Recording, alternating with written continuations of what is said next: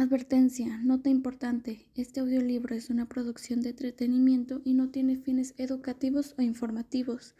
Estoy mejorando mis habilidades de narración y dicción, por lo que agradezco su paciencia y comprensión. 8.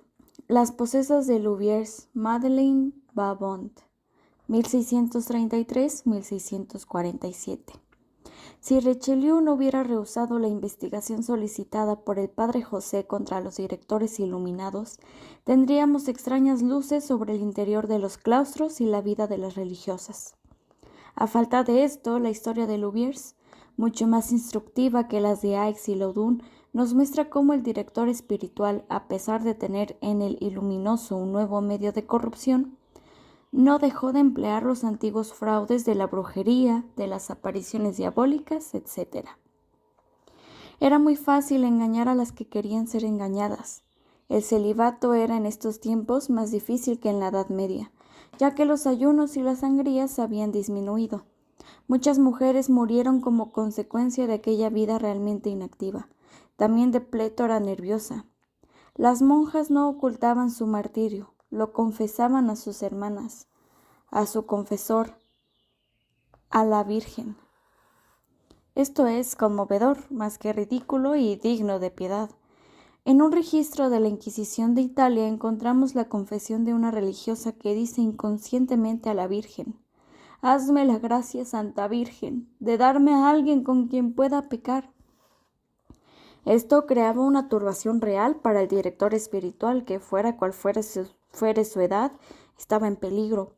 Ya se conoce la historia de cierto convento ruso. Entró ahí un hombre y no pudo salir vivo. En nuestros conventos el director espiritual entraba y debía entrar todos los días. Las monjas creían generalmente que un santo solo puede santificar, que un ser puro purifica. El pueblo las llama así, riendo, las santificadas. Esta creencia era muy seria en los claustros. De los 3 directores sucesivos del convento de Louviers, en 30 años, el primero, David, es iluminado y molinista, antes de Molinos. El segundo, Picard, actuaba por orden del diablo, y como brujo, el tercero, Boulet, aparecía en forma de ángel. Veamos ahora el libro principal sobre este caso.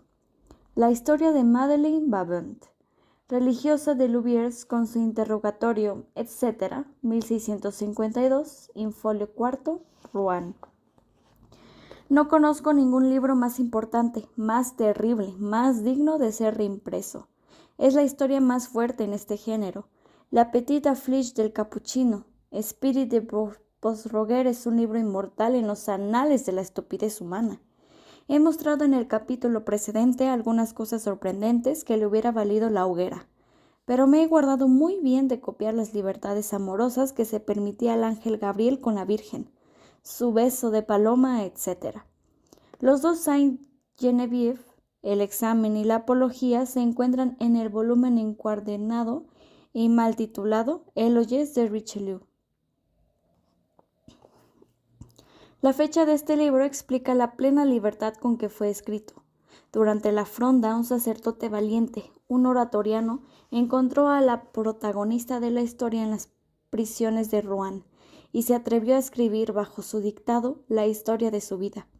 Madeleine, que había nacido en Rouen en 1607, quedó huérfana a los 9 años. A los 12 la pusieron de aprendiz en casa de una lencera. El confesor de la casa, un franciscano, era allí dueño absoluto. La lencera que hacía los trajes de las religiosas dependía de las iglesias. El monje hacía creer que los aprendices, embriagadas con belladona y verbajes de los brujos, que iban a llevarlas al aquelarre y se casarían con el diablo dragón. 3 aprendizas le pertenecían ya, y Madeleine, a los 14 años, fue la cuarta. La muchacha era muy devota, sobre todo de San Francisco. Acababa de fundarse en Louviers un convento de San Francisco, obra de una dama de Rouen, viuda del procurador Hennequin, ahorcado por estafa. La dama deseaba con esta buena obra contribuir a la salvación espiritual de su marido. Consultó el punto con un santo varón, el viejo sacerdote David, que dirigía la nueva obra en las puertas de la ciudad, en los bosques que la rodeaban, el convento pobre y sombrío, de origen tan trágico, parecía un de austeridad. David era conocido por un libro extraño y violento contra los abusos que manchaban los claustros de Foutet-de-Pillards. De todos modos, este hombre tan severo tenía ideas extrañas sobre la pureza. Era adamita, es decir, predicaba a la desnudez de Adán en su inocencia. Dóciles a sus lecciones, las religiosas del claustro de Louviers, para dominar y humillar a las novicias, para hacerlas obedientes, exigían sin duda en verano que estas jóvenes Evas se pasearan en el estado de la madre común. Se les ejercitaba de esta manera en algunos jardines privados y en la capilla misma. Madeleine, que a los 16 años había obtenido permiso para entrar como novicia, era demasiado orgullosa, quizás aún demasiado pura, para soportar esta vida extraña. Su actitud provocó desagrado y fue reprendida por haber intentado, durante la comunión, ocultar sus pechos con el mantel del altar. Madeleine no desnudaba tampoco su alma, no se confesaba con la superiora, como se acostumbraba a hacer en los conventos y era del gusto de las abadesas. Prefería más bien confiarse al viejo David, que la separó de las otras monjas. Él mismo se confió a ella cuando estaba enfermo. Tampoco le ocultó en modo alguno su doctrina interior, la doctrina del convento, el iluminismo. El cuerpo no puede manchar el alma. Es necesario que por el pecado que nos hace humildes y nos cura de orgullo, matemos al pecado, etc. Las religiosas, imbuidas de estas doctrinas, la practicaban sigilosamente entre ellas y aterraron a Madeleine con su depravación. La muchacha se apartó de ellas, quedó fuera del grupo y obtuvo el cargo de tornera. Madeleine tenía 18 años cuando murió David. La avanzada edad de este sacerdote no le había permitido ir demasiado lejos en sus contactos con Madeleine, pero el cura, Picard, su sucesor, la persiguió con furia. Durante la confesión no le hablaba más que de amor. La hizo sacristana para verlas solas en la capilla. A Madeleine no le gustaba este hombre, pero las religiosas le prohibieron tomar otro confesor, temiendo que ella divulgara sus pequeños secretos. Esto la ponía en manos de Picard. Él la atacó una vez que ella estaba enferma, casi moribunda, y volvió a atacarla con el miedo, haciéndole creer que David le había transmitido fórmulas diabólicas. La atacó finalmente por miedo de la piedad, fingiéndose él mismo enfermo y rogándole que fuera a visitarlo. A partir de entonces se convirtió en amo de Madeleine, y parece que también turbó el espíritu de la muchacha con los verbajes del aquelarre. Madeleine empezó a padecer de ilusiones. Creyó haber sido raptada con él, ser a la vez altar y víctima, lo cual era demasiado cierto. Pero Picard no se detuvo en los placeres estériles de la que Raleigh desafió el escándalo y la embarazó. Las religiosas, cuyas costumbres conocía Picard, temían a este hombre, dependían también de él por motivos monetarios. El crédito de Picard, sus actividades, las limosnas y los dones que lograban en todas partes, habían enriquecido el convento. Él estaba construyendo para las monjas una gran iglesia. Ya hemos visto en el caso de Loudun cuáles eran la ambición, la rivalidad que reinaba en esas casas, los celos que llevaban a las monjas a sobrepasar unas a otras. Picard, que gozaba de la confianza de personajes ricos, se encontró elevado al papel de bienhechor y segundo fundador del convento. «Corazoncito», decía Madeleine, «yo soy quien levanta esta soberbia iglesia. Después de mi muerte verás maravillas. ¿Por qué no quieres?» Aquel dueño y señor no se detenía ante nada. Pagó a Madeleine una dote, y de hermana laica que era la convirtió en religiosa, a fin de que, no siendo ya tornera y viviendo en el interior del convento, pudiera cómodamente dar a luz o abortar. Algunas drogas y ciertos conocimientos dispensaban a los conventos de la necesidad de llamar a los médicos. Madeleine dice haber dado a luz varias veces, pero no dice que fue de los recién nacidos. Picard, hombre va de edad, temía la ligereza de Madeleine. Temía que ella llamara algún día a otro confesor y contara sus remordimientos. Decidió entonces ligarla a él por un medio execrable. Exigió de ella un testamento en el cual prometía morir cuando él muriera, estar donde él estuviera. Esto provocó un gran terror en aquel espíritu débil. Después de todo, ¿debía él arrastrarla consigo a la fosa? ¿Debía meterla en el infierno? Madeleine se creyó perdida para siempre, convertida en propiedad con su alma condenada. Él usaba y abusaba de ella en todo. Así, la prostituyó en un aquelarre a 4 que realizó con su vicario Boulle y otra mujer. Se sirvió de ella para atraer a otras religiosas por medio de hechizos mágicos. Una hostia empapada de sangre de Madeleine, enterrada en el jardín, debía turbar los sentidos y el espíritu de estas monjas. Era justamente el año en que fue quemada, Urbain Grandier. En toda Francia no se hablaba más de los demonios de Loudun. El penitenciario de Évreux, que había sido uno de los actores de esa tragedia, llegó a Normandía el terrible relato. Madeleine se sintió posesa, golpeada por los demonios. Un gato con ojos de fuego la perseguía para hacerle el amor. Poco a poco otras religiosas, por un movimiento contagioso, experimentaron extrañas y sobrenaturales agitaciones. Madeleine pidió auxilio a un capuchino y después al obispo de Évreux. La superiora, que no podía ignorar esto, no lo lamentó, al ver la gloria y la riqueza que un asunto semejante había dado al convento de Loudun. Pero durante 6 años el obispo se hizo el sordo, sin duda temeroso de Richelieu, que ensayaba en esos momentos una reforma de los claustros. Richelieu quería terminar con aquellos escándalos. No fue más que después de su muerte y de la muerte de Luis XIII, en la catástrofe que siguió bajo la reina Ana de Austria y Mazarino, que los sacerdotes volvieron a las obras sobrenaturales y remontaron la guerra con el diablo. Picard había muerto y se temió menos un asunto en el cual aquel hombre peligroso ya no podía acusar a otros. Para combatir las visiones de Madeleine se encontró otra visionaria.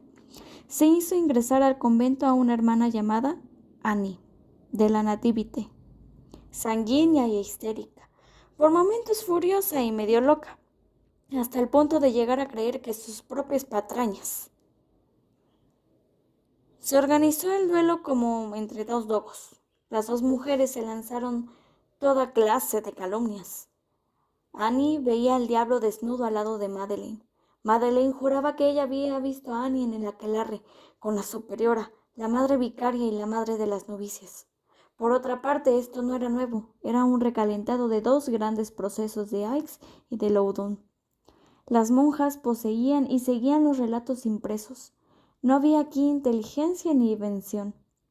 La acusadora Annie y su diablo Leviatán contaban con el apoyo del penitenciario de Évreux, uno de los actores principales de Loudun. Siguiendo su consejo, el obispo de Évreux ordenó desenterrar a Picard para que al alejar su cuerpo del convento se alejaran también los diablos. Madeleine, condenada sin ser oída, debía ser degradada y visitada para encontrar en ella la marca diabólica. Le arrancaron el velo y el vestido. Apareció así desnuda, como miserable juguete de una curiosidad indiana, una curiosidad que hubiera querido hurgar hasta su sangre para mandarla a la hoguera. Las religiosas no comunicaron a nadie la cruel visita, que ya era un suplicio. Aquellas vírgenes convertidas en comadronas verificaron si Madeleine estaba encinta. La palparon por todas partes y con sus agujas plantadas en la carne palpitante buscaron el lugar insensible, el signo del diablo. En todas partes encontraron dolor, pero si no tuvieron la dicha de demostrar que Madeleine era bruja, por lo menos pudieron disfrutar de sus lágrimas y de sus gritos. De todos modos, la hermana Annie no estaba contenta por la declaración de su diablo. El obispo condenó a Madeleine, justificada por la visita, a un eterno impasse. Su partida, decían, calmaría al convento. Pero no fue así. El diablo exigió todavía más. Una veintena de religiosas empezó a dar gritos, profetizaban y se debatían. Este espectáculo atrajo a la muchedumbre curiosa de Rouen, de París mismo. Un joven cirujano de París, Ibelín, que había visto ya la farsa de Loudun, fue a ver la farsa de Louviers. Trajo consigo un magistrado muy clarividente, consejero de los edecanes de Rouen. Ambos pusieron en el caso una atención constante. Se establecieron en Louviers y lo estudiaron durante 17 días. Desde el comienzo vieron la trampa, una conversación que mantuvieron con el penitenciario de Brux al entrar a la ciudad. Les fue luego repetida como cosa revelada por el diablo de la hermana Annie. Varias veces fueron con la muchedumbre al jardín del convento. El escenario era impresionante. Las sombras de la noche, las antorchas, las llamas vacilantes y el humo producían efectos que no se habían visto en Loudun. El método, por otra parte, era simple. Una de las posesas decía: «Se encontrará un talismán enterrado a tal punto del jardín». Se cavaba y se encontraba ahí el talismán. Por desdicha, el amigo de Ibelín, aquel magistrado escéptico, no se apartó de junto a la actriz principal, la hermana de Annie. Al lado mismo de un agujero que acababa de abrirse, él le tomó la mano y al reabrirla encontró el talismán, un pequeño hilo negro, que ella iba a echar en el pozo. Los exorcistas, el penitenciario, los curas y los capuchinos ahí presentes quedaron confundidos. El intrépido Ibelín, bajo su sola autoridad, inició una investigación y vio el fondo del fondo. Entre 52 religiosas, dice, había 6 posesas, que hubieran merecido una corrección. Otras 17, las hechizadas, eran víctimas, un rebaño de muchachas agitadas por el mal de los claustros. Ibelín formula esto con precisión. Las muchachas eran normales, pero se habían vuelto histéricas. Estaban hinchadas por agitaciones de la matriz. Eran, sobre todo, lunáticas y tenían la inteligencia desviada. El contagio nervioso las había perdido. Lo primero que había que hacer era separarlas. Ibelín examina inmediatamente, con un lenguaje volteriano, las señales por las cuales los sacerdotes reconocían el carácter sobrenatural de las posesas. Ellas padecían, de acuerdo, pero predecían cosas que no se realizaban nunca. Ellas traducen, de acuerdo, pero no comprenden. Por ejemplo, la frase «Ex parte Virginis» quiere decir «la partida de la Virgen». Ellas saben griego delante del pueblo de Louviers, pero no lo hablan ante los doctores de París. Ellas saltan, giran, pero no mucho. Trepan un grueso tronco de árbol, al cual puede subir un niño de 3 años. En una palabra, lo que tienen de terrible y de verdaderamente contra la naturaleza es su lenguaje. Dicen cosas sucias que un hombre no se atrevería a decir.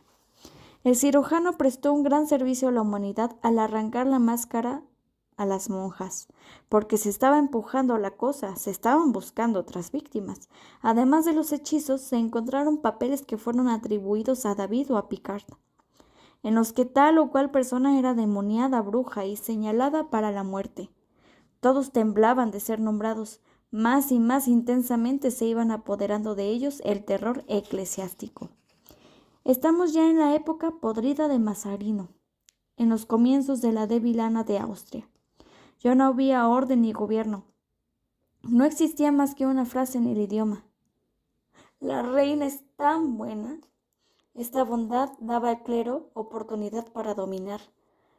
La autoridad laica había sido enterrada con Richelieu, y los obispos, sacerdotes y monjes iban a reinar. La audacia impía del magistrado y de Ibelín comprometía esta dulce esperanza. Llegaron hasta la buena reina unas voces angustiadas, no las voces de las víctimas, sino la de aquellos pícaros tomados en flagrante delito. Fueron a la corte a llorar por la religión ultrajada. Ibelín no esperaba este golpe. Creía que su cargo en la corte era sólido, ya que desde hacía 10 años ostentaba el título de cirujano de la reina. Antes que Evelyn regresara a Louviers en París, se obtuvo de la debilidad de Ana de Austria que se nombraran otros expertos, precisamente aquellos que deseaba. Un viejo imbécil convertido en niño, un tal Diafiorus de Herban, su sobrino, ambos clientes del clero. Los dos descubrieron que el asunto de Louviers era sobrenatural, que estaba por encima de todo arte humano. Otro, que Evelyn se habría descorazonado. Los comisionados de Rouen, médicos clínicos, trataban de arriba abajo a este cirujano, este berbero, este frater. La corte no lo apoyaba, pero Evelyn se obstinó en hacer prevalecer su punto de vista en un panfleto que quedara. Aceptó liberar el gran duelo de la ciencia contra el clero y declaró, como Wyer en el siglo XVI, que el verdadero juez de estas cosas no es el sacerdote, sino el hombre de ciencia. Con gran trabajo encontró a alguien que se atrevió a imprimir su panfleto, pero nadie quiso venderlo. Entonces este joven heroico se puso en pleno sol a distribuir su librito. Se apostó en el lugar más transitado de París, en el Pont Neuf, a los pies de la altura de Enrique IV, y daba su panfleto a los transeúntes. Al fin, se transcribía el proceso de manos de aquellos diablos femeninos, la pieza sin réplica que probaba su infamia. Pero volvamos a la desdichada Madeleine. El penitenciario de Brux, su enemigo, que le había hecho pinchar, marcando el lugar de las agujas, se la llevó, como presa suya al fondo del impés episcopal de la ciudad. Bajo una galería subterránea estaba sumergida en una cueva. Bajo la cueva había una especie de fosa en la cual fue colocada aquella criatura humana en medio de las tinieblas húmedas. Sus terribles compañeros creyeron que Madeleine iba a morir, y no tuvieron siquiera la caridad de darle un poco de lino para que pudiera vender una úlcera. Madeleine sufría los dolores y las suciedades estaban acostadas en su propia inmundicia. La noche perpetua era turbada por un ir y venir inquietante de ratas voraces, muy temidas en las cárceles, pues con frecuencia comían las narices o las orejas de los presos. Pero el horror de todo esto no igualaba al terror que la pobre experimentaba ante su tirano, el penitenciario. Él bajaba todos los días a la cueva que estaba encima de la fosa y le hablaba por el agujero del impés, amenazando, mandando, obligándola a confesar contra su voluntad, a que dijera esto o aquello contra otras personas. Madeleine ya no comía. El penitenciario temió que muriera. La hizo sacar momentáneamente del impís. La puso en la cueva superior. Después, enfurecido por el panfleto de Evelyn, volvió a sumergirla en el pozo de abajo. La luz entrevista, un poco de esperanza. Todo está perdido de golpe. Colmó la desesperación de la mujer. La úlcera se había cerrado y la desdicha tenía un poco más de fuerza. Se apoderó de ella un furioso deseo de morir. Empezó a tragar arañas, pero luego las vomitaba y no moría. Rompió vidrio en trozos y lo tragó. En vano. Encontró un hierro cortante e intentó degollarse sin conseguirlo. Después buscó un lugar blando, el vientre, y se hundió el hierro en las entrañas. Durante 4 horas empujó, gritó, sangró. No consiguió nada. Aquella nueva llaga se cerró también pronto. Para colmo, la vida tan odiosa volvía a ella con más fuerza. La muerte del corazón no lograba nada. Volvió a convertirse en una mujer, deseable todavía, una tentación para los carceleros, brutales criados del obispo que, pese al horror del lugar, a la infección y al estado de la desdichada, venían a disfrutar de ella, creyendo que todo estaba permitido con una bruja. Un ángel la socorrió, según ella, pero no pudo defenderse de sí misma. La prisión deprava el espíritu. Madeleine soñaba con el diablo, le pidió que la visitara, imploró la vuelta de aquellas dichas vergonzosas, atroces, con las cuales la había embriagado en Louviers. El diablo no se dignó volver. El poder de los sueños había terminado en ella, los sentidos depravados pero apagados. Nuevamente sintió el deseo del suicidio. Un carcelero le había dado una droga contra las ratas del calabozo. Estaba ya a punto de tragar el veneno cuando la detuvo un ángel. ¿Un ángel o un demonio? Que la reservaba para el crimen. Caída en el estado más vil, en una indecible nada de cobardía del servilismo, Madeleine firmó listas interminables de crímenes que no había cometido. ¿Valía la pena quemarla? Muchos habían abandonado la idea. Solo el implacable penitenciario pensaba en tal cosa y ofreció dinero a un brujo de Brooks que se encontraba preso para que sirviera de testigo para condenar a muerte a Madeleine.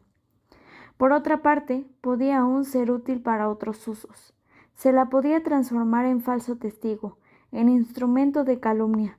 Todas las veces que se quería perder a un hombre la llevaban a Louviers o a Brooks, sombría, maldita de una muerte que no vivía más que para hacer a otros muertos.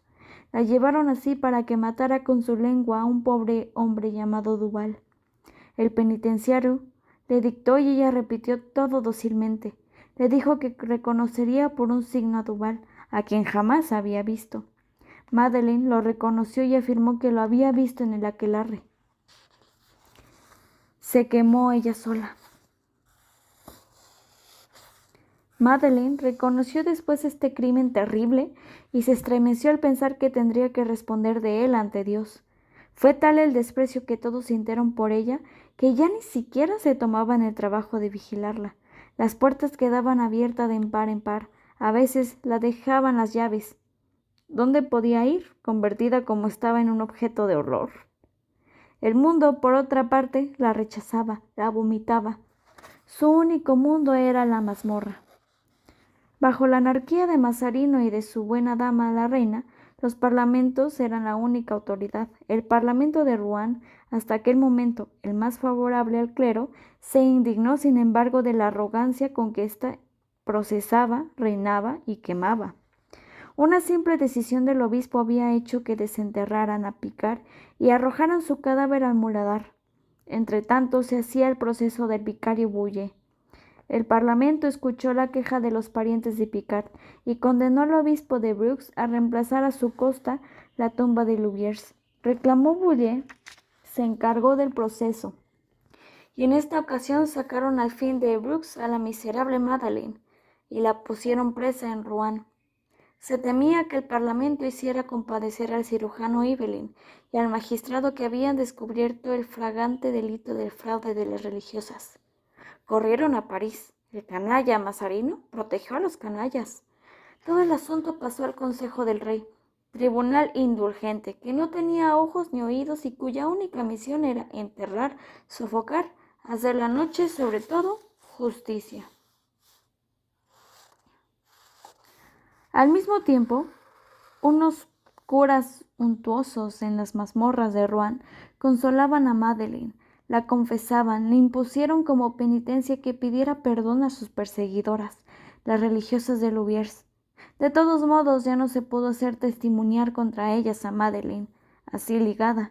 Gran triunfo del clero. El capuchino Spirit de Bosrogier, uno de los pícaros exorcistas, ha cantado este triunfo en su Pied affligé, burlesco monumento de tontería, donde acusa sin darse cuenta a las personas a quienes cree defender. Hemos visto ya, en una nota, el hermoso texto del capuchino en el cual hace pasar por lecciones de los ángeles unas máximas vergonzosas que hubiera asustado a molinos. Ya he dicho que la fronda fue una revolución de honestidad. Los tontos no habían visto en ella más que la forma, el ridículo. El fondo, muy grave, fue una reacción moral. En agosto de 1647, con el primer aliento de libertad, el Parlamento avanzó y cortó el nudo. Orden. Primero, que se destruyera la Sodoma de Louviers, que las muchachas dispersas entregadas a sus familias. Segundo, que a partir de este momento los obispos de las provincias enviaran 4 veces por año confesores extraordinarios a los conventos de religiosas para indagar si se renovaban los abusos inmorales. Sin embargo, era necesario consolar al clero. Se le entregó los huesos de Picard para que los quemaran y también el cuerpo vivo de Boulle, quien después de hacer enmienda honorable en el atrio de la catedral fue arrastrado hasta el mercado de pescado, donde su cuerpo fue devorado en llamas. 21 de agosto de 1647. Madeleine, o mejor dicho su cadáver, siguió en las prisiones de Rouen.